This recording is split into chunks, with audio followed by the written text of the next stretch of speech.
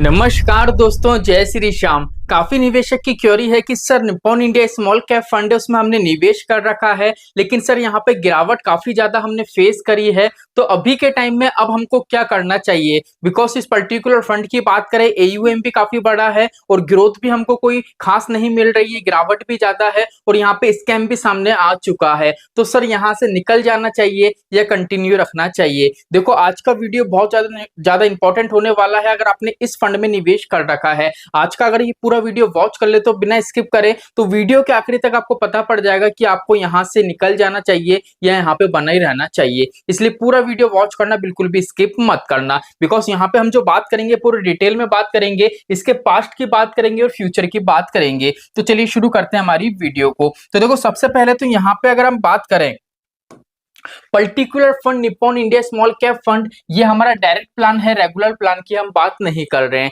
देखो, अगर इस पर्टिकुलर फंड की बात करें तो यहाँ पे है काफी ज्यादा हमने गिरावट फेस करी है। तो सर यहाँ पे क्या है, इसका जो कैटेगरी एवरेज है और जो बेंचमार्क से उससे भी नेगेटिव रिटर्न इसने दिया है। तो सर ऐसा क्यों है? तो देखो, उसका सबसे बड़ा रीजन ये है कि भैया अगर इसके एयूएम पे अगर हम नजर डालें तो एयूएम पहले इसका था, अगर हम यहाँ पे देख के 6 अक्टूबर 2024 को अगर इसका एयूएम देखें तो देख लीजिए 61,000 करोड़ के आसपास का एयूएम हमको देखने को मिला था। लेकिन करंट डेट पे अगर आज की तारीख में 14 अप्रैल 2025 को इसका एयूएम देखें तो 55,490 करोड़ का एयूएम हमको देखने को मिलेगा। मतलब एयूएम में भारी मात्रा में यहाँ पे गिरावट आई है। बिकॉज पर्टिकुलर फंड की बात करें तो इस फंड को माना जाता था कि स्मॉल कैप कैटेगरी का एक ही ऐसा फंड है जिसका एयूएम काफी बड़ा है, लेकिन एकदम से सर इसके एयूएम में कोई इतना ज्यादा लंबा टाइम पीरियड भी नहीं है, 4 से 5 महीने में इतनी ज्यादा एयूएम में गिरावट आई। सर इसका रीजन क्या हो सकता है? तो देखो, यहाँ पे पूरा मामला ये है,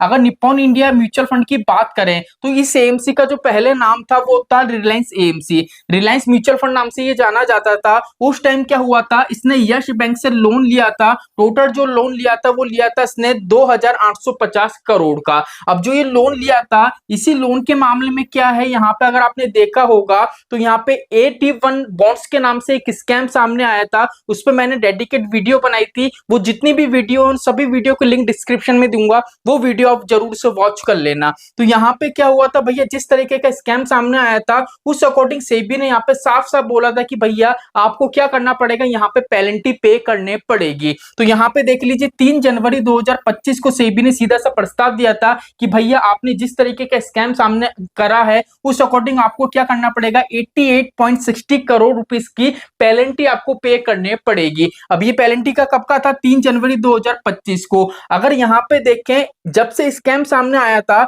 और जहां पे जब पेनल्टी की बात करी उस अकॉर्डिंग देखें तो मार्केट में ऑलरेडी गिरावट देखने को मिल रही थी। तो गिरावट के टाइम में पर्टिकुलर फंड को पेनल्टी भी पे करने पड़ी। इस और क्या है, सेकंड चीज, इसके जो निवेशक है उनको कहीं ना कहीं यहाँ पे ट्रस्ट ब्रेक हुआ और यहाँ पे उन्हें काफी भारी मात्रा में बिकवाली भी करी। इस वजह से क्या है, पर्टिकुलर फंड में देखें तो एयूएम में काफी ज्यादा गिरावट देखने को मिली है। अब यहाँ पे अगर आप बोलोगे कि सर गिरावट कितनी मिली है, तो यहाँ पे एनएवी प्राइस से आपको पता पड़ेगा। अगर पूरा कंप्लीट गिरावट की बात करें, अभी हमने जो 6 महीने की गिरावट फेस करी है और अकॉर्डिंग टू यहाँ पे जो 3 मंथ का यहाँ पे देख लीजिए जनवरी के अकॉर्डिंग यहाँ पे जो स्कैम सामने आया था, जो पेनल्टी पे करी है उस अकॉर्डिंग देखे तो एनएवी प्राइस में 27% का डाउनफॉल हमको देखने को नजर आया है। अब आप बोलोगे क्या सर अभी भी निवेशक यहाँ से पैसा निकाल रहे हैं, क्या ट्रस्ट बना हुआ है या ट्रस्ट ब्रेक हो चुका है? तो उसकी बात हम वीडियो के आगे करेंगे। देखो, अब यहाँ पे सबसे पहले थोड़ा रिटर्न्स की बात कर लेते हैं। अगर रिटर्न की बात करें, पिछले 3 महीने की बात करें तो पर्टिकुलर फंड ने देख लीजिए यहाँ पे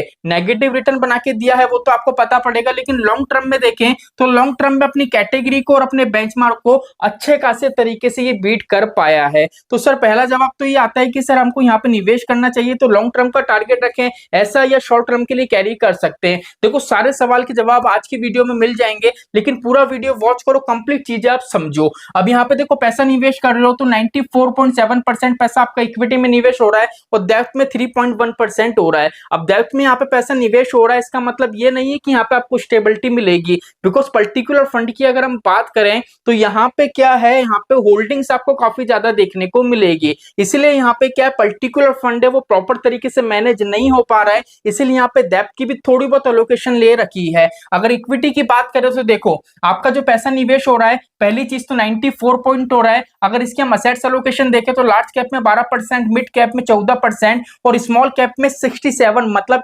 68% आपका स्मॉल कैप में निवेश हो रहा है। अब सेबी का नियम 65 का है, 65 में से इनने थोड़ा सा ज्यादा ले रखा है, इसमें दिक्कत नहीं आएगी, ठीक है। लेकिन यहाँ पे ये चीज देखो, पर्टिकुलर फंड की अगर आप होल्डिंग चेक करोगे तो होल्डिंग आपको काफी ज्यादा देखने को मिलेगी। अब इसका भी एक रीजन है, क्योंकि भैया पर्टिकुलर फंड की अगर हम बात करें तो इसका एयूएम काफी बड़ा है और एयूएम के अकॉर्डिंग देखें तो उसने लमसम बंद कर रखा है, ओनली एसआईपी इसने एक्टिव कर रखी है। बिकॉज क्या है, यहाँ पे भारी मात्रा में इतना पैसा आ रहा है, फंड मैनेजर यहाँ पे सिर्फ एक ही है और फंड मैनेजर प्रॉपर तरीके से इसको मैनेज नहीं कर पाएंगे। इस वजह से इनने क्या करा है, यहाँ पे इनने क्या करा है, जो स्मॉल कैप कैटेगरी का इंडेक्स होता है जिसमें 250 कंपनीज होती हैं, 250 में से 230 कंपनी में आपका पैसा निवेश करा है। लेकिन सर क्या है, यहाँ पे होल्डिंग बढ़ाने से स्टेबिलिटी मिलेगी? स्टेबिलिटी नहीं मिलेगी। क्यों नहीं मिलेगी? क्योंकि भैया पर्टिकुलर फंड में देखो फंड मैनेजर सिर्फ एक है। अब यहाँ पे अगर 230 स्टॉक में आपका पैसा निवेश हो रहा है तो भैया 230 स्टॉक है, उसको मैनेज करने में भी कितना टाइम लगेगा, मतलब डाइवर्सिफिकेशन यहाँ पे कितना ज्यादा दे रखा है। अगर एक फंड मैनेजर के तौर पे देखें तो डाइवर्सिफिकेशन को देखें तो काफी ज्यादा ओवर वैल्यूड हो रहा है ये डाइवर्सिफिकेशन। मतलब फंड मैनेजर एक एक स्टॉक को भी देखेगा तो 230 स्टॉक को कितना मैनेज करेगा कि कौन सा डाउन जा रहा है, कौन सा अप जा रहा है। इस वजह से यहाँ पे क्या थोड़ी बहुत दिक्कत परेशानी हमको देखने को मिल रही है। बाकी हमने जब को फंड की रिव्यू करे थे, जैसे मोतीलाल का करा था हमने, ठीक है, बंधन का करा था, उसमें फंड मैनेजर 2 थे 4 थे, लेकिन यहाँ पे एयूएम इतना बड़ा है और फंड मैनेजर सिर्फ एक देखने को मिल रहा है। तो यहाँ पे फंड मैनेजर थोड़े ज्यादा होने चाहिए, एटलीस्ट 2 फंड मैनेजर तो यहाँ पे होने चाहिए। लेकिन सबसे अच्छी बात है समीर जी हैं, वो 2017 से इस फंड में नियुक्त करे गए थे और अभी तक इसको संभाल के रखे हैं, तो ये चीज एक अच्छी है। अब बाकी यहाँ पे अगर हम बात करें कि सर यहाँ पे 230 कंपनी में जो पैसा निवेश हो रहा है, अक्सर अगर उसकी सेक्टर वाइज अगर हम देखें तो क्या सर यहाँ पे ग्रोथ की संभावना ज्यादा है या कम? तो देखो पहली चीज तो अगर आपके पर्टिकुलर फंड में होल्डिंग्स मिनिमम होनी चाहिए, मैक्सिमम नहीं होनी चाहिए। अब इस पर्टिकुलर फंड की बात करें तो 250 में से 230 कंपनी में आपका पैसा निवेश हो रहा है, तो यहाँ पे क्या होगा, अगर हम वेटेज के अकॉर्डिंग भी देखें तो यहाँ पे अगर होल्डिंग वाइज अगर किसी पर्टिकुलर कंपनी की बात करें तो 2% 3% से ज्यादा पैसा आपको निवेश होता हुआ नजर नहीं आएगा, बिकॉज सेक्टर भी काफी ज्यादा यहाँ पे देखने को मिल रहे हैं। इसलिए यहाँ पे क्या होगा, जैसे मान लीजिए 230 है, 230 में से 100 स्टॉक मान लीजिए पॉजिटिव जा रहे हैं, बाकी नेगेटिव जा रहे हैं, तो यहाँ पे संभावना है कि भैया लॉन्ग टर्म के लिए निवेश करोगे तो ग्रोथ आपको कम देखने को मिलेगी। अगर आप सोचो यहाँ पे पैसा निवेश करूं 10 साल में अच्छा खासा पैसा बन जाएगा, स्मॉल कैप कैटेगरी का फंड है, तो यहाँ पे स्मॉल कैप कैटेगरी के जितने फंड्स हैं उस अकॉर्डिंग अगर इसको कंपेयर करोगे तो इसमें ग्रोथ आपको थोड़ी कम देखने को मिलेगी। अब यहाँ पे ग्रोथ कम क्यों देखने को मिलेगी? बिकॉज पर्टिकुलर फंड मार्केट से रिस्क है वो भी ना के बराबर लेता है। बीटा की बात करें, यहाँ बीटा 1% के ऊपर होता है तो मार्केट से रिस्क लेता है, बीटा 1% के अंदर है वो भी 0.85%, मतलब काफी कम है। शार्प रेशो की बात करें कि भैया पर्टिकुलर फंड मैनेजर एक यूनिट पर रिटर्न दिलाने के लिए मार्केट से कितना रिस्क ले रहा है, वो भी देखो यहाँ पे 1% के अंदर है 0.87%, मतलब ठीक है भैया शार्प रेशो जितना कम होगा उतना अच्छा माना जाएगा, लेकिन एटलीस्ट ये 1% होता तो हमको ये तो लगता है कि भैया फंड मैनेजर है, एफर्ट लगा रहा है जिससे भैया हमको अच्छा खासा रिटर्न वो प्रोवाइड कर सकें। लेकिन यहाँ पे ऐसा कुछ भी नहीं हो रहा है। अल्फा की बात करें, मतलब अपने बेंचमार्क से कितना ज्यादा रिटर्न दे रहा है पर्टिकुलर फंड में, अगर लॉन्ग टर्म की बात करें तो 4.80%, मतलब 4.5% के आसपास का क्या है, इसने अपने बेंचमार्क को बीट करा है। अब यहाँ पे बात निकल के आती है कि सर पहली चीज तो नया पैसा निवेश करें या नहीं, तो देखो अगर नई एसआईपी चालू करना चाह रहे हो तो इससे बेटर फंड मार्केट में है, उसमें निवेश कर सकते हो। अब सेकंड क्वेश्चन कि सर मान लीजिए हमने निवेश कर रखा है,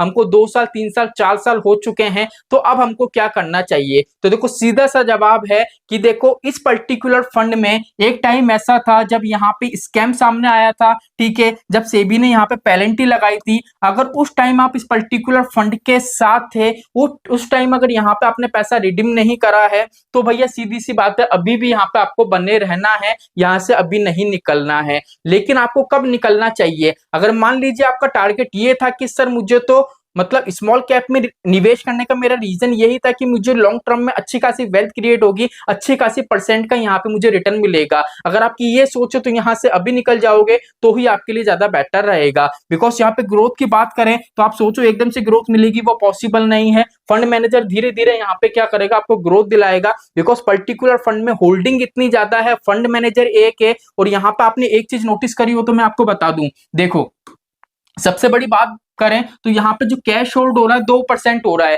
सेबी का नियम है 5% होना चाहिए, यहाँ पे 2% हो रहा है। और बाकी के फंड देखोगे कोई 8%, कोई 10% कर रहा है, तो सर ये 2% क्यों कर रहा है? बिकॉज इस पर्टिकुलर फंड की बात करें तो यहाँ पे निवेशक का ट्रस्ट ब्रेक हो चुका है और वो क्या कर रहे हैं, यहाँ पे अपना पैसा रिडिम्पशन कर रहे हैं। अब फंड मैनेजर की मजबूरी है कि भैया फंड को भी मैनेज करना है और रिटेल निवेशक को जो ये रिडिम्पशन कर रहे हैं उनको भी पैसा दिखाना है। इस वजह से लिक्विडिटी की प्रॉब्लम अभी के टाइम में इस पर्टिकुलर फंड में फेस करने पड़ रही है। तो यहाँ पे कंप्लीट मैंने बता दिया है, आगे का किस अकॉर्डिंग आपको रखना है। रेगुलर बेस पे जितने भी आप कमेंट्स करते हो सभी कमेंट्स को धीरे धीरे करके हम क्या करेंगे, रिव्यू लेके आ रहे हैं पर्टिकुलर सभी फंड्स का। आज एक फंड का रिव्यू आया, कल से हम कोशिश करेंगे 2 से 3 फंड के रिव्यू करें, 2 से 3 वीडियो आपको प्रोवाइड कर सकें। अगर आपको बंधन small cap, Motilal Oswal mid cap fund के रिव्यू की वीडियो देखनी है तो दोनों वीडियो यहाँ पे आपको मिल जाएगी, आप क्लिक करके वॉच कर सकते हो। तो चलिए आज के लिए इतना ही, मिलते हैं हमारी नेक्स्ट वीडियो में। जय श्री श्याम दोस्तों, जय श्री राधे।